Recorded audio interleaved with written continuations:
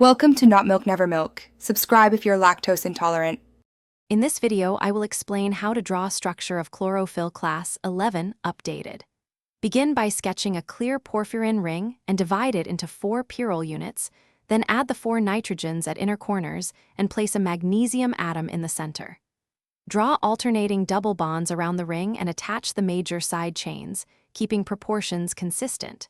Use light strokes, check symmetry often, and label functional groups neatly as you refine the drawing.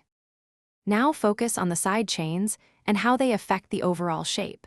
Carefully add the long phytol tail as a tapered hydrophobic chain and place methyl, ethyl, and formyl groups at their specific ring positions. Maintain proportional lengths and smooth connections to the porphyrin core so the molecule looks balanced.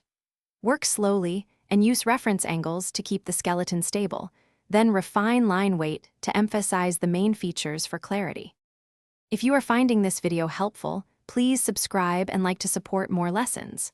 Quick recommendation: Robot Face upgrade your clean game with the Shark AI Ultra Robot Vacuum, which has voice control and keeps study spaces tidy so you can focus on drawing without distractions.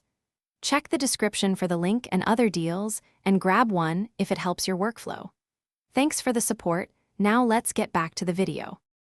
Next, label the key parts to make the drawing educational and exam ready. Mark the magnesium center, each pyrrole ring, and the major functional groups such as formyl or methyl substituents. Refine the sketch by darkening final bonds and gently erasing construction guidelines, checking symmetry and bond angles as you go. If you will color, pick a muted green palette for chlorophyll, and keep annotations neat and readable for study or presentation purposes. Thanks for watching. If this was helpful, leave a like and consider subscribing. See you next time.